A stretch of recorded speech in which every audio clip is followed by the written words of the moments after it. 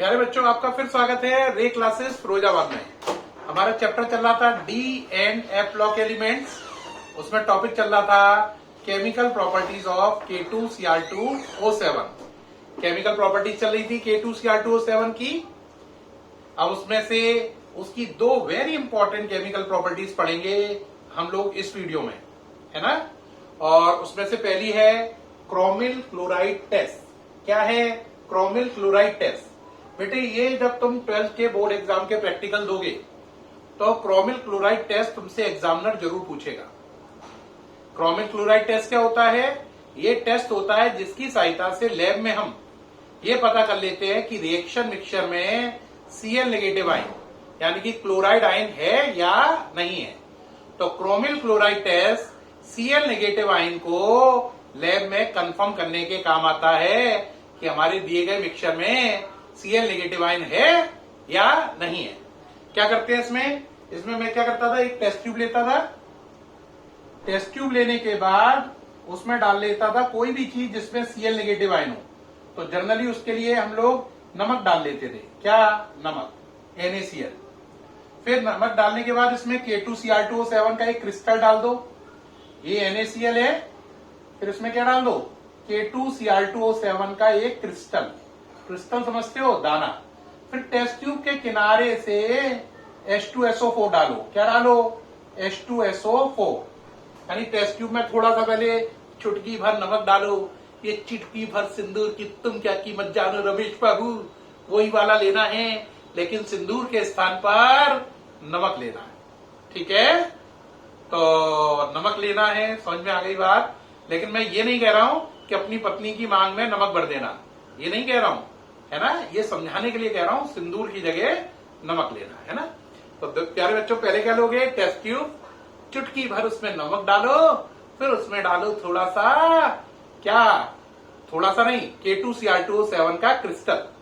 चुटकी भर नमक, फिर K2Cr2O7 का क्रिस्टल, फिर किनारे से होकर H2SO4। हीट करोगे। हीट करते ही आपका यहां पर प्रोडक्ट बनेगा CrO2Cl2। क्या बनेगा?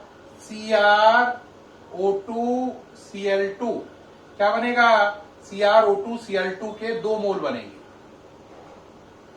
है ना। जो CrO2Cl2 बना है इसकी ऑरेंज रेड कलर की वेपर आएगी। कौन सी? ऑरेंज रेड कलर की। और इसका ही नाम है क्रोमिल क्लोराइड। तो जैसे ही आप नमक, चुटकी भर नमक में K2Cr2O7 और क्या डालोगे? K2Cr2O7 के बाद H2SO4 हीट करोगे तो ऑरेंज और रेड कलर की वेपर बाहर निकलेंगे ऐसे तैरती हुई। टिंगे टिंगे टिंगे टिंगे टिंगे टिंगे मैं तैरती भाग गई। दोबारा सुने, क्रोमिल क्लोराइड टेस्ट किसके लिए होता है? Cl नेगेटिव आयन के लिए। पहले क्या लो? टेस्ट ट्यूब में चुटकी भर नमक, फिर उसमें डालो K2Cr2O7 का एक दाना क्रिस्टल, किनारे से H2SO4 हीट करो, ऑरेंज रेड कलर की वेपर बाहर निकलेंगी और वो वेपर होंगी CrO2Cl2 की। इन वेपर का बाहर निकलना साबित करेगा कि आपके रिएक्शन मिक्सचर में Cl नेगेटिव आयन मौजूद है। इंग्लिश में कैसे लिखोगे? First we take pinch of NaCl, then we add K2Cr2O7 crystal, then we add H2SO4 from the side of test tube. On heating, orange red vapor of CrO2Cl2 evolved, which confirm the presence of Cl negative ion in that mixture. Hindi में करो। पहले एक test tube ली, उसमें चुटकी भर नमक लिया, K2Cr2O7 का एक दाना डाला, फिर किनारे से H2SO4 डाला। गर्म करने पर ऑरेंज रेड कलर की CrO2Cl2 की वेपर निकली, जिससे Cl नेगेटिव आयन कंफर्म हुआ। CrO2Cl2 का नाम है क्रोमिल क्लोराइड, इसलिए टेस्ट का नाम पड़ा क्रोमिल क्लोराइड टेस्ट। इस रिएक्शन को याद कैसे करें? बैलेंसिंग। तो बेटा याद रखना, इसकी बैलेंसिंग है 146। नजर आ रही है? देखो ये 1 है, कुछ नहीं लिखा तो इसके आगे क्या मान लो? 1। और ये 4, ये 6 अंडरलाइन करो। देखो ये 1, ये 4, ये 6, 1 4 6। इसे 146 नाम से ये प्रसिद्ध है। 146, 1 K2Cr2O7। ठीक। 4 का मतलब क्या आएगा? 4 का मतलब 4 NaCl और 6 का मतलब 6 H2SO4। 1K2Cr2O7 plus 4NaCl plus 6H2SO4। और इसके प्रोडक्ट मेन तो यही है, लेकिन इनको भी याद कर सकते हो, ये बाई प्रोडक्ट है। बाई प्रोडक्ट का मतलब मेन नहीं। देखो इसमें खास चीज है KHSO4। देखो क्या लिखा है KHSO4, इसमें क्या लिखा है देखो NaHSO4, potassium hydrogen sulphate sodium hydrogen sulphate, है ना। तो प्रोडक्ट क्या बनेगा KHSO4 NaHSO4 CrO2Cl2 और water vapour. KHSO4 NaHSO4 CrO2Cl2 और वाटर वेपर। और बैलेंस करने की स्टाइल 146। एक क्या K2Cr2O7 4 NaCl 6 H2SO4। और ये टेस्ट किस काम में आता है, Cl नेगेटिव आयन को कंफर्म करता है। किसको, Cl नेगेटिव आयन है या नहीं है रिएक्शन मिक्सचर में। इसे बोलते हैं क्लोराइड आयन। टेस्ट का नाम है chromyl chloride test. Board practical के लिए वेरी इंपॉर्टेंट। क्लियर। अब अगली आई क्रोमिल क्लोराइड टेस्ट के बाद, देख लिया आपने पूरा CrO2Cl2 क्रोमिल क्लोराइड, इसी की वजह से नाम पड़ा टेस्ट का।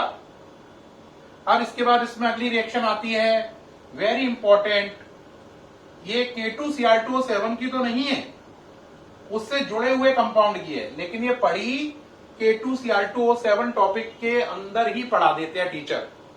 हालांकि ये K2Cr2O7 की नहीं है, इसके लिए स्टार्टिंग मटेरियल है अमोनियम डाइक्रोमेट। क्या है, अमोनियम डाइक्रोमेट।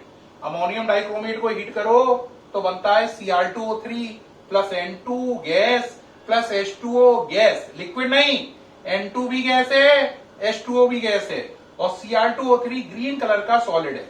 कैसा, ग्रीन कलर का। तो अमोनियम डाइक्रोमेट को हीट करने पर ग्रीन कलर का सॉलिड बनता है Cr2O3, और दो गैसें बनती हैं N2 गैस और H2O गैस। रिएक्शन का नाम है वोल्केनो रिएक्शन। ये रिएक्शन असली में K2Cr2O7 की नहीं है, लेकिन बुक वगैरह इसे उसी टॉपिक में ही बताती है, इसलिए मैंने भी इसे बताया है।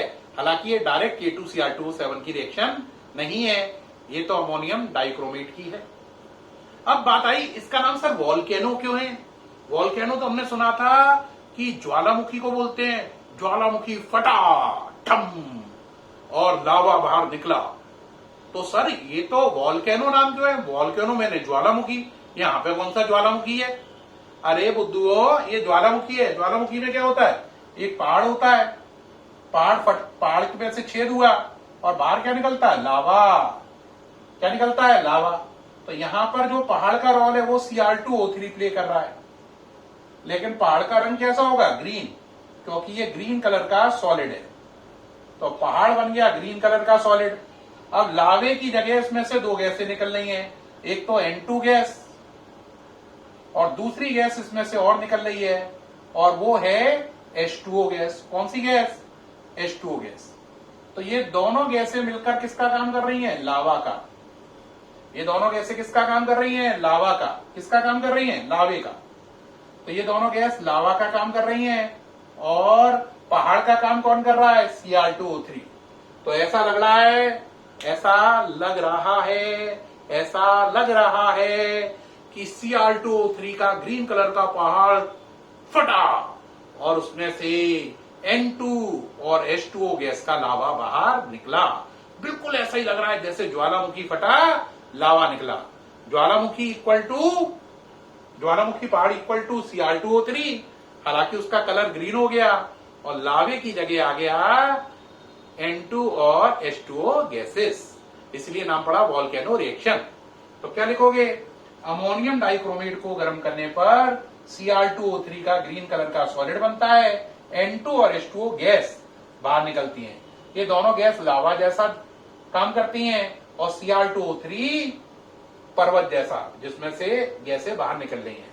इसलिए पूरा लुक देखने में ऐसा लगता है ज्वालामुखी फटा, इसलिए रिएक्शन का नाम पड़ा वोल्केनो रिएक्शन। उम्मीद है आपको बहुत मजा आया होगा इस वीडियो में, और मैं सामने से हट रहा हूं, ये सारा देख लीजिए। पहले अपन ने पढ़ा था क्रोमिल क्लोराइड टेस्ट, अब अपन पढ़ रहे हैं वोल्केनो रिएक्शन। उम्मीद है ये सारा समझ में आया होगा प्यारे बच्चों, और ये वीडियो आपको अच्छा नहीं बहुत अच्छा लगा होगा। सब बच्चों को मजा आएगा वीडियो देखने के बाद। बहुत अच्छा लगे तो कॉम्प्लीमेंट करें, और कोई शिकायत या सुझाव हो तो कमेंट भी करें, उनका भी स्वागत है। ठीक है प्यारे बच्चों, फिर मुलाकात होगी नई वीडियो के साथ, तब तक बाय।